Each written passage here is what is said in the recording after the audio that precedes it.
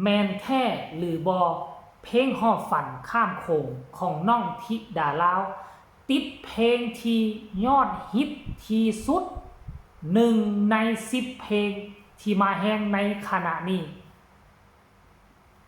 ทักทายสวัสดี FC แฟนคลับก่อนนอนมาพบมาพ่อกันอีกคลิปหนึ่งก็แล้วกันท่านผู้ชมที่เคารพฮัก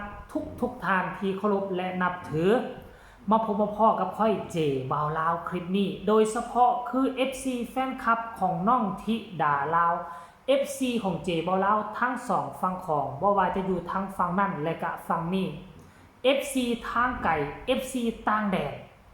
คลิปนี้จะมาไขข้อข้องใจและจะมาตอบคำถามหลายคนส่งข่าวมาใต้คอมเมนต์ช่องเจบ่าวลาวกันละเนระนาดนอกจากส่งหาเจบ่าวลาวแล้วก็ส่งเข้าไปหาพ่อผู้ศรีวิไลจนพ่อผู้ศรีวิไลได้ออกมาโพสต์เคลื่อนไหวค่อยตกข่าวบ่นี่เจบ่าวลาวก็ตกข่าวหาก็จะมาฮู้ตอน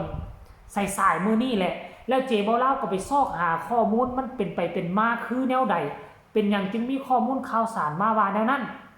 ทีแรกเจบ่าวลาวก็คิดว่าติด1 ในมาแฮงเพลงของประเทศไทยซั่นดอกแบบว่าเป็นทางการนะแต่ที่จริงแล้วถามว่ามันแม่นบ่เป็นเพลงที่มาแฮง1 ใน 10ช่วงนี้มีกระแสมาแฮงก็ฮักแม่นท่านผู้ชมแต่ว่ามันบ่แม่นโตอันน่ะเป็นทางการที่เขาเจ้าจัดลำดับกันต้องขอเว้าแนวนี้ท่านผู้ชม FC แฟนครับแต่ว่ามันก็เป็นความคิดส่วนตัวของช่อง YouTube ช่องหนึ่งซึ่งผู้ติดตามเราก็บ่แม่นธรรมดาเด้ผู้ติดตามเราน่ะเกือบแสนท่านผู้ชมเกือบแสนซึ่งเราก็ได้รวบรวมข้อมูลจากเพลงของศิลปินต่างๆนะท่านผู้ชมโอ้ยแบตซิเมอร์สากแบตก่อนเพลงของศิลปินต่างๆมีทั้งหมดคือ10เพลง10ศิลปินว่าช่วงนี้เพลงของศิลปินผู้ใดเพลงใดที่มีกระแสมาแห้งที่สุดโดยจัด1 2 3 4 5 6 7 8 9 10ท่านผู้ชมปรากฏว่าน้องธิดาลาวเพลงหอบฝันข้ามโขงกระติด1 ใน 10เพลงที่มีกระแสมาแห้งที่สุดในประเทศไทยอันนี้อิงตามความคิดส่วนตัวของเพิ่นนะเพิ่นบ่ได้เปิดโพคือนะติดแฮชแท็กมาแห้งมาเฮิงอย่างจักอย่างหรอกอันนี้เพิ่นก็ได้ไปเปิดฟังเนาะและเพิ่นก็ได้ไปติดตามเบิ่งศิลปินคนดังกล่าวเนาะมาเบิ่งตามสื่อแพลตฟอร์มต่างๆว่าเพลงใดที่เขาเจ้าเปิดหลายที่สุดปรากฏว่าผู้ได้ที่1เนาะเพลงผู้ได้ที่1ก็คือน้องต้นข้าวด่วนเพลงสิงทุนนั่นเองซึ่งคนอื่นเจบ่าวลาวจะบ่ขอลงลึกจะขอลงลึกจากน้องธิดาลาวได้เป็นที่9ได้อันดับที่9หอบฝันข้ามโค้งแซงศิลปินโตน้อยอายุราวๆน้องธิดาลาวนี่แหละของวงหมอลำใหญ่วงหนึ่งท่านผู้ชมสรุปแล้วเด็กที่อายุน้อยมามืดมาหลายท่านผู้ชมและเจ้าโตเจ้าของช่องเพิ่นก็บอกว่าอันนี้ความคิดส่วนโตนะการวิเคราะห์ส่วนโตเราก็ว่านะการวิเคราะห์ส่วนโตแต่การวิเคราะห์ของเรานี่เราก็ได้อิงใส่ความเป็นจริงตามสื่อสังคมตามแพลตฟอร์มต่างๆอิงใส่ความเป็นจริงว่าเพลงใดที่คนฟังหลายช่วงนี้เพลงใดที่คนเปิดหลายช่วงนี้ดันว่า1 ใน 10เพลงมีเพลงหอบฝันข้ามโขงของอีลาธิดาลาวน้ำถ้าพี่เจบ่าวลาวก็งงเด้โอ้ยผู้นี้ก็เว้าผู้นี้นั่นก็เว้าเพลงที่ดาลาวติด1 ใน 10เพลงที่มีกระแสมาแห้งในช่วงนี้เจบ่าวลาวก็งงอยู่มันคือบ่เห็นเด้งขึ้นมาทาง Facebook คือบ่เห็นเบาผู้เคลื่อนไหวเนาะทีแรกก็คิดว่าติด1มาแห้งในเพลงแบบชาร์ตระดับประเทศนะชาร์ตระดับประเทศอันโตชาร์ตระดับประเทศนี่มันบ่แม่นแข่งแต่อยู่ในประเทศใดแข่งกันทั่วเอเชียบ่ทั่วโลกพุ่นน่ะก็คิดว่าแม่นโตนั้นบัดเจบ่าวลาวเข้าไปซอกหาข้อมูลตัวจริงล่ะมันบ่แม่นโตนั้น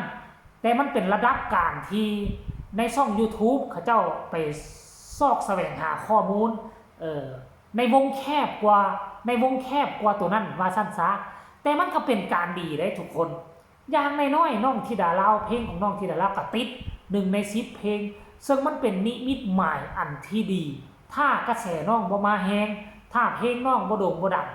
มันก็คงจะบ่มีกระแสและมันก็คงจะบ่มีช่อง YouTube ที่เขาไปเฮ็ดโพลแบบนี้ออกมานั่นเองท่านผู้ชม FC แฟนคลับเนาะแล้วก็บ่ฮู้ว่าปัจจุบันนี้เพลงฮอบฝันข้ามโขงนี่มียอดวิวทะลุทะลวงเท่าใดเดี๋ยวจีบ่ลาวสิไปเบิ่งกันเด้อท่านผู้ชมสดๆเลยตอนนี้ฮอบฝันข้ามโขงมันก็มี2เพลงเด้ก็เป็นคนลาวจากสวรรณเขตคือกันเด้ชื่อเดียวกันเป๊ะเลยนะแต่ว่าเนื้อเพลงต่างกันฮอบฝัน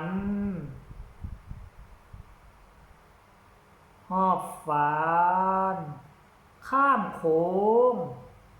ธิดาลาวป๊าบเข้าไป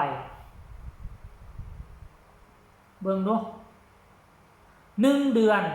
อยู่ในนี่แหละแม่น1,900,000 วิวแต่ว่าอยู่หลังบ้านทะลุ2 ล้านไปเรียบร้อยแล้วล่ะท่านผู้ชม2 ล้านกว่าแล้วแต่ว่าหน้าบ้านมันยังบ่ฮอด2 ล้านหน้าบ้านนี่1,900,000ตัวนี้มันก็เป็นตัวของพ่อผู้อีหลีตัวนี้ผู้ที่ตาม149,000ก็แม่นแล้วว่ามันเพจนี่แหละมันมีหลายเพจบ่มันมีตัวนี้แน่ตัว 20,000 วิวแน่น่าจะเป็นตัวนี้แหละท่านผู้ชมสดๆกันเลยสรุปแล้วหลังบ้านนี่ฮอด2 ล้านแน่นอนน่าจะ2 ล้านเท่าใดนี่อันนี้บ่ฮู้ต้องได้ไปเบิ่งหลังบ้านท่านผู้ชม FC แฟนคลับอันนี้คืออย่างน้อยๆเนาะก็มีกระแสกระเตื้องขึ้นมาตีคู่กับศิลปินคนอื่นเนาะศิลปินคนอื่นนี่การงานเขาเลี้ยนไหลดีเนาะก็มี FC แฟนคลับมาให้ข้อคิดเห็นว่าช่วงนี้เป็นอย่างน้องจึงบ่มีงานเป็นอย่างน้องจึงบ่ได้การในงานหลายก็คือว่าน้องยังติดค่าเรื่องเอกสารเพราะว่าน้องเป็นคนต่างประเทศเนาะคันจะมาทำงานธรรมดานี่เอกสารแล่นง่ายกว่าแต่จะมาเป็นหมอลอกหมอลำมาห้องเพลงเอกสารมันยากเพราะเอกสารมันต้องควบคุมทั่วประเทศไดจะไปเฮ็ดเหมาะเจาะอยู่จังหวัดนี้จังหวัดนั้นบ่ได้มันต้องไปเฮ็ดควบคุมมันจะไปใส่ก็ได้เพราะฉะนั้นแล้วเอกสารมันค่อนข้างว่ายาก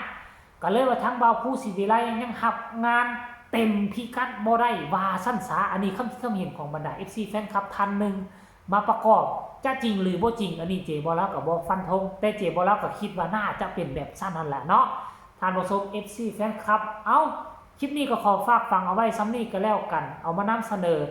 ให้ FC ทั้งใกล้และไกลได้ครับได้ฮู้กันว่ามันมีแท้บ่กับมีแท้อีหลีหั่นล่ะแม่นแท้อีหลีเนาะ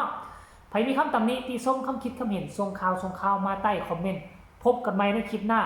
สำหรับคลิปนี้ขอกล่าวคำว่าสบายดี